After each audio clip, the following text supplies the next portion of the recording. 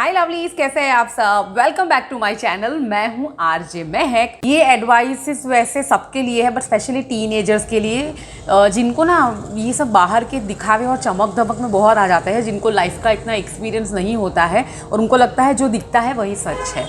But actually ऐसा नहीं है। जो दिखता है वो होता नहीं है, होता है वो दिखता नहीं है। पहली जो टिप है वो उनके लिए यही है कि आप ना बहुत ज़्यादा टाइम, अपनी एनर्जी, ये सब ना लोगों को इम्प्रेस करने में ना लगाए। फिज़िकली अट्रैक्टिव होना सबको अच्छा लगता है। आज का माहौल ऐसा है कि ज़रूरत है, क्योंकि डिजिटल मीडिया है, सब कुछ दिखता है। आपको हमेशा आपका फेस दिखाना है, आपको खुद को दिखाते रहना होता है। मैं समझ सकती हूँ कि आपको अच्छे शेप में रहना पड़ता है, अच्छे कपड़े पहनने पड़ता है, अच्छा दिखना पड़ता है, बट ऐसा नहीं है कि यही आपकी लाइफ है, उसके अलावा कुछ है ही नहीं। तो सिर्फ़ और सिर्फ दिखावे को ही महत्व ना देते हुए थोड़े अपने क्वालिटीज़ पर भी काम कीजिए, अपने आप पर भी थोड़ा सा काम कीजिए और अपने आप को मेंटली भी उतना ही अट्रैक्टिव बनाइए। आपकी बातें, आप कैसे बोलते हो, किसी को बीच बीच में टोकते हो, या कोई सलाह नहीं मांगता है और आप फालतू की सलाह देते रहते हो, या फिर आप नेगेटिविटी है आपके अंदर जो हमें नहीं पता है। हमको तो लगता है महक मैं तो बेस्ट ही हूँ, मेरे में तो कुछ कमी है ही नहीं, सबको ऐसा लगता है, ठीक है। लेकिन हमें अपने आप को एनालाइज़ करना चाहिए। मैं ना थोड़े टाइम से ये प्रैक्टिस कर रही हूँ कि मैं कहीं पे जाके आई हूँ तो फिर मैं ना याद करती हूँ कि मैंने क्या क्या कन्वर्सेशन किया, उन्होंने क्या बोला, मेरा रिएक्शन क्या था, मैंने कुछ ज़्यादा ओवर रिएक्ट कर दिया। मुझे आज भी ये लगता है कि मैं ना कुछ ज़्यादा ही बोलती हूँ। मैं शायद सामने वालों को इतना बोलने का मौका नहीं देती हूँ। ये मैं खुद एनालाइज करके मैं आपको ऑनेस्टली खुद के लिए बता रही हूँ। तो देखो, कोई परफेक्ट नहीं है, हमेशा एरिया ऑफ इम्प्रूवमेंट तो रहता ही रहता है। इंसान मरते दम तक सीखते रहता है। तो मैं भी ये कोशिश कर रही हूँ कि मैं सामने वालों को बोलने का ज़्यादा मौका दूँगी, सुनूँगी ज़्यादा, मैं कम बोलूँगी। ना ही सिर्फ बाहरी सुंदरता, मेरे नेल्स कैसे है, हाय मेरे तो हेयर, ठीक है, ये सब कुछ है, बट साथ साथ में अच्छी पर्सनालिटी है, सोफिस्टिकेटेड हो, वेल मैनर्ड हो, तो आपकी सुंदरता में और चार चांद लग जाते हैं। नेक्स्ट जो टिप या एडवाइस रहेगी वो ये रहेगी कि कोई चीज़ के लिए आप मना कर सकते हो, उसमें कोई प्रॉब्लम नहीं है। मैं पर्टिकुलर मेरी बात बताऊँ तो मुझे ना लोगों को ना बोलने में, मतलब मुझे लगता था कि मैं किसी का खून कर रही हूँ, मतलब मुझे इतना खुद को लगता था कि मैं बहुत ही ख़राब काम कर रही हूँ। नहीं, तो मैं क्या करती थी, मैं मर मर के भी काम करती थी। अपनी जॉब थी, अपने घर में भी। देखो, आपकी ठीक नहीं है हेल्थ, आप बीमार हो, फिर भी ना, पता है मैं इतना बोलती हूँ ना, बट मैं बहुत सारी चीज़ें नहीं बोल पाती हूँ। ये आपको शायद सुन के हंसी आएगी, लेकिन मैं ऑनेस्टली बता रही हूँ अपने बारे में। मैं ना कोई काम नहीं कर सकती या नहीं करना चाहती, तो वो मैं ना आज भी लोगों को बताने में ना मुझे बहुत हेजिटेशन होता है। मैं ना फटाक से ना नहीं बोल सकती हूँ। जो सीखना चाहिए हमें कि हम अभी बीमार है, अभी हम नहीं कर सकते हैं, अभी सर्कमस्टांसिस ऐसे नहीं हैं, तो इट्स ओके।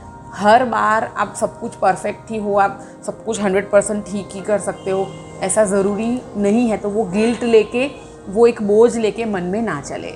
और नेक्स्ट जो पॉइंट है वो तो भाई इतना ज़रूरी है कि थोड़ा और ध्यान से सुनना, और वो ये है कि don't subscribe to other people's definition of fun. ये जो फ़न यानी कि मज़ा, एन्जॉयमेंट है, उसकी व्याख्या, परिभाषा, डेफिनेशन सबके लिए अलग होती है, ठीक है। किसी के लिए दारू पीना फ़न है, किसी के लिए जुआ खेलना फ़न है, किसी के लिए ओपन रिलेशनशिप या ऐसा वन नाइट स्टैंड फ़न है, तो हमारे लिए वो फ़न नहीं है। तो मेरी वो जो मैनेजर थी, डैमेजर ज़्यादा अच्छा रहेगा उसके लिए नाम रखना, तो उसके लिए क्या था कि फ्राइडे से वीकेंड स्टार्ट हो जाता है, तो बोले हुक्का पार्टी करेंगे मेरे घर पे। वो अकेली रहती, तो बोले सबको बुलाती थी, हुक्का पार्टी करती थी। हुक्के में पता नहीं क्या क्या वो लोग डाल के क्या क्या नशे करते। मैं किसी को जज नहीं कर रही, आपके लिए हुक्का फ़न है तो आप करो, आपके लिए दारू फ़न है तो आप करो, आपके लिए स्मोकिंग फ़न है तो आप करो, लेकिन आप दूसरों को भी उसमें खींच रहे हो, उसमें आप उसको भी बोल रहे हो तुम तो आंटी हो, तुम तो बहुत बोरिंग हो, अरे तुम्हें तो लाइफ का मज़ा लेना चाहिए, तुम तो भाई मेरे लिए ये सब कोई मज़े नहीं है। आप मुझे आंटी कहोगे, मैं कहूँगी आप मुझे दादी कहो, मैं और ज़्यादा हैप्पी रहूँगी। मैं मेरा कल्चर, मेरे जो संस्कार है वो मैं नहीं छोड़ूंगी। आपकी ये हुक्काबाजी है ना, ये सब नशेड़ी और गंजेड़ियों के लिए ना, मैं ये सब नहीं करूँगी। ठीक है, आप मुझे दूर रखते हो सबसे तो कोई बात नहीं, आप मेरा प्रमोशन नहीं करते हो, आप मेरे को काम का अप्रिसिएशन नहीं देते हो, मैं सब कुछ वो सब गंवाने के लिए तैयार हूँ, लेकिन मैं मेरा सेल्फ रिस्पेक्ट, मैं मेरा कल्चर, मेरे संस्कार, वो मैं किसी भी कीमत पे गंवा नहीं सकती हूँ। Fun can be a night in alone, getting lost in a book, a deep conversation, a walk, creating art, playing music or doing your work। तो सबके लिए फ़न, मज़ा की परिभाषा, उसकी डेफिनेशन अलग है।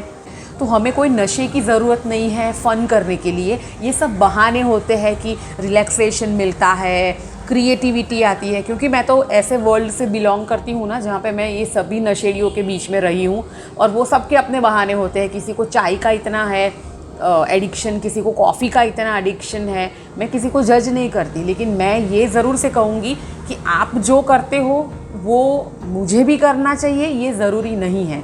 आप मुझे फोर्स नहीं कर सकते हो।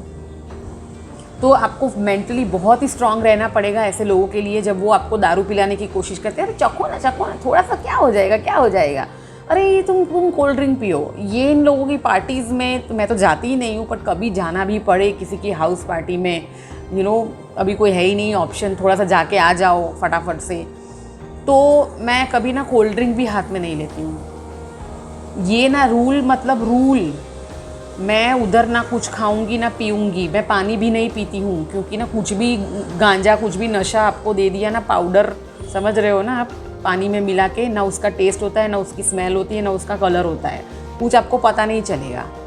मैं ये चीज़ें देखती हूँ मेरी आँखों से, और मुझे ये पता है, मैं इन सब के बीच रहती हूँ अपने आप को बचा के। मैं इसीलिए ये पॉइंट पे बहुत ज़्यादा थोड़ा सा एक्स्ट्रा टाइम ले रही हूँ, क्योंकि नई जनरेशन को ये चीज़ समझना बेहद ज़रूरी है। उनका ना माइंड इतना वीक होता है ना, किसी ने 2 बार बोल दिया, अरे तुम तो क्या गंवार हो, कौन से गांव से आए हो, तुम तो आंटी हो, तुम तो अंकल हो, अरे यार मॉडर्न बनो, अरे ज़माना आगे निकल गया, ऐसे ऐसे डायलॉग बोल के आपको मतलब वीक करके वो उनकी तरफ खींच देंगे, एंड वो आपको भी इस तरीके से नशेड़ी गंजेड़ी बना देंगे। वो आपको नहीं बनना है। जो भी सक्सेसफुल लोग हैं वो नशेड़ी गंजेड़ी नहीं है। जो हाईली सक्सेसफुल लोग हैं उनके बारे में मैं बोल रही हूँ। मैं किसी को जज नहीं कर रही हूँ, आप जो करो वो आपकी मर्ज़ी है, लेकिन आप मेरे को उसमें नहीं खींच सकते हो। और आपको भी कोई खींचे तो आपको वहाँ पे अपने आप को नहीं खींचवाना है। सो नेक्स्ट जो टिप रहेगी वो ये है कि जिनकी शादी अभी नहीं हुई है, so before you get married, शादी से पहले आप लोग बैठ के discuss bills, parenting styles, credit, debt, how to deal with family, what belief will be installed in your children, childhood traumas, sexual expectations, और पार्टनर से आपको क्या एक्सपेक्टेशन है, फाइनेंशियल एक्सपेक्टेशंस क्या है, family health history, bucket list, dream, home, career, education, political view, and what ever else come in your mind. अब ये इतनी मैच्योर बात है, मुझे नहीं लगता कि कौन डिस्कस करता है और कौन नहीं करता है, बट यही है कि आजकल ना इतना ज़्यादा सेपरेशन एंड डिवोर्स एंड ये सब का इतना माहौल बन चुका है ना, किसी को ना कुछ सहन नहीं करना है, टॉलरेट नहीं करना है। सब चाहते हैं कि मैं ससुराल में जाऊं और वहाँ सब मैं बदल दूं, सब मेरे हिसाब से चले, मैं जैसा बोलूँ वैसा हो। तो भाई वो कुछ सालों से बिल्कुल उसी तरीके से रह रहे हैं, वो ऐसा ही खाना खा रहे हैं, वो इतने बजे ही उठते हैं, वो ऐसा ही करते हैं, वो यही नहीं करते हैं। आप जाके तुरंत कोई क्रांति नहीं ला सकते हो। आपको काफ़ी सारी चीज़ों को टॉलरेट करना पड़ेगा। धीरे धीरे समय जाता जाएगा, आप उनको समझो, वो आपको समझेंगे। एकदम से नई कोई व्यक्ति आई है फैमिली में तो वो सब कुछ ना आपके हाथों में पूरा कारोबार नहीं दे देंगे, ना पूरा किचन देंगे। आपको अपना विश्वास वहाँ पे स्थापित करना पड़ेगा। वो आपको जान जाएंगे कि हाँ आपका क्या नेचर है, हाँ आप पैसे बचाना चाहते हो, हाँ आप फूड वेस्ट होने से बचाना चाहते हो, हाँ ये डिटर्जेंट यूज़ करते हो, उससे हम ये लाएंगे तो ये हमें थोड़ा सा इसमें इतने पैसे बचते हैं। सिर्फ बोल बोल करने की बजाय आप कुछ प्लान बना के दिखाओ, कुछ पेपर पे कुछ कंपैरिजन करके दिखाओ कि हाँ ऐसे करेंगे तो ऐसा होगा। थोड़ा सा लॉजिकल रहो और टॉलरेट तो करना ही पड़ेगा। ये मेरी मम्मी ना मुझे हमेशा फ़ोन करके कहती थी, कहती है और कहती रहेगी कि तुम सामान्य नॉर्मल इंसान हो या ऐश्वर्या राय है, मतलब इस दोनों के उसमें सब आ गए।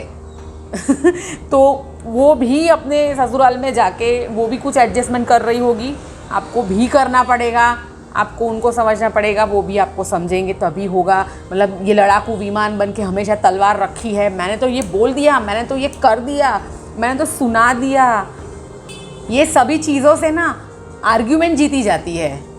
किसी इंसान का मन नहीं जीता जाता।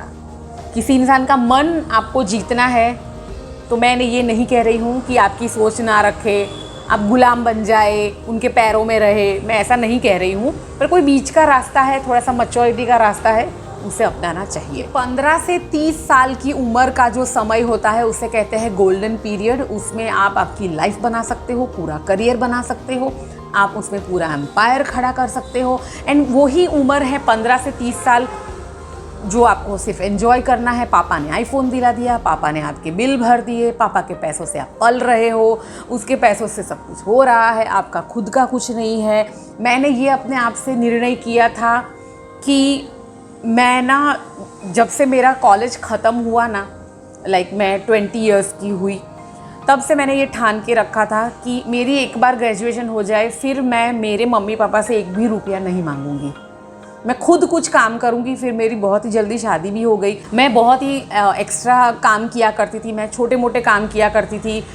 मुझे कोई एग्ज़ाम में सुपरविज़न के लिए जाना है तो वो मुझे 3 घंटे के 30 रुपये देते थे, तो मैं वो भी कर लेती थी। तो मैं 10 एक दिन जाती थी तो मुझे कुछ 300-400 रुपये मिल जाते थे। तो मैं अपना पेट्रोल का खर्चा है, मैंने पति से भी नहीं ना मांगा था, ना मांगा है, ना मांग रही हूँ, ना कभी ज़िंदगी में आगे भी ऐसा मौका आए। तो फाइनेंशियली इतने इंडिपेंडेंट हो जाओ। मैं सिर्फ लड़कियों की बात नहीं कर रही हूँ, मेरी बातों में जेंडर होता ही नहीं है, ये सबके लिए रूल सेम है। मेरी बेटी है या मेरा बेटा होता तो उसके लिए भी ये रूल्स सेम ही होते। फाइनेंशियली इंडिपेंडेंट बन जाओ, हसल करो, साइड में कुछ काम छोटा मोटा करो। एंड मैं इतनी लकी हूँ कि मुझे मेरा हस्बैंड भी बिल्कुल वैसा मिला जो बहुत ही ज़्यादा इंडिपेंडेंट है। वो अपने माँ बाप से उसने ना कुछ मांगा है ना वो आज भी मांगता है, एंड इसीलिए मुझे वो इतना पसंद है। तो देखो हमारी जब शादी हुई तो उसके पास ना एक खटारा सा काइनेटिक था और उस पर हम जाया करते थे। अभी आज में सबको फैंसी बाइक चाहिए, सबको सब चाहिए। तो देखो आप ना साथ में ग्रो करने का जो मज़ा है ना, वो जर्नी है ना, वो बहुत ही डिफरेंट है। एंड आप किसी को गाड़ी है, हाँ उसका बना बनाया घर है, बस मुझे तो बैठ के वहाँ पे राज ही करना है, वो मज़ा नहीं आता है। जो मज़ा दोनों के पास कुछ भी नहीं है और दोनों मिलके कमा रहे हैं, बचा रहे हैं, कुछ अपना बना रहे हैं, ट्रैवलिंग कर रहे हैं तो खुद के खर्चों से, पापा के खर्चों से नहीं।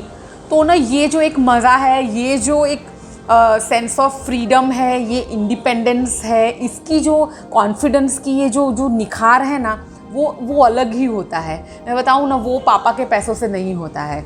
तो ट्रस्ट मी, हस्बैंड पे, पापा पे, भाई पे आधारित रहना, निर्धारित रहना बंद कर दो, आत्मनिर्भर बनो। जो भी लड़के देख रहे हैं मुझे, मैं उनको भी बोलूँगी कि अपने बड़े भाई पे, अपने पापा पे डिपेंडेंट रहना बंद करो। ससुर जी ने बाइक दिलाया है ना, लोग लिखते हैं ना ऐसा, डैड्स गिफ्ट, मॉम्स गिफ्ट, तो उसकी जगह पे सेल्फ गिफ्ट, खुद से लेकर खुद को गिफ्ट की है। जब मेरे हस्बैंड ने, हमने खुद का घर खरीदा, हम 30 के भी अंदर थे तब हमने खरीद लिया। ये घर में इतना अच्छा लगता है ना, ये खुद से बनाया है, एक एक चीज़ हमने खुद से करी है और आज मतलब कर रहे हैं ना, मैं बयां नहीं कर सकती आपको। तो ये जो महक है, ये आपके सामने ये फाइनल प्रोडक्ट दिखती है, पर इसके पीछे ना बहुत कुछ स्ट्रगल है, बहुत कुछ सेक्रीफाइसेस है, और मतलब हार्डवर्क का तो आप पूछो ही मत।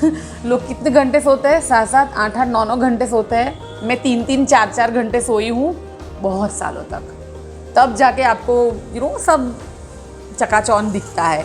तो बहुत सारी चीज़ें हमने गंवाई हैं। हमने बहुत सारे रिलेटिव्स के, कज़िन्स के, सबकी शादियों में नहीं गए, गोद भराइयों में नहीं गए, बर्थडे पार्टीज़, सेलिब्रेशन, फेस्टिवल्स, बहुत कुछ चीज़ें छोड़ी है। तो ना नो पेन नो गेन, कुछ पाने के लिए ना बहुत कुछ खोना पड़ता है। तो सबको ना आजकल क्या है कि मम्मी पापा के पैसों से वो ये घर में ये हो जाए, कार आ जाए, वो हो जाए, ट्रैवलिंग हो जाए, उसमें इतना मज़ा नहीं है जितना मज़ा खुद की मेहनत से काम करने में और फिर वो चीज़ें खरीदने में है। तो वो करके दिखाओ, तब मैं मानूँ। आईफोन आईफोन आईफोन खुद से खरीदा है तो फिर अलग है बात। पापा के पापा ने दिलवाया, पति ने दिलवाया, नहीं मज़ा आता तो आई होप कि ये पिलो टॉक आपको पसंद आया होगा। इसमें बहुत ज़्यादा कड़वी सच्चाइयाँ थी, पर देखो बटरिंग करना, मीठी मीठी बातें करना मेरे से नहीं होता है। जो बीटर ट्रूथ होगा, जो सच्चाइयाँ होगी, वही मैं आपके साथ शेयर करूँगी। होप कि ये बातों से किसी का जीवन सुधर जाए, किसी की लाइफ में कुछ बदलाव आ जाए, और बस वही मेरे लिए सबसे बड़ी खुशी होगी। So bye, take care, love you all.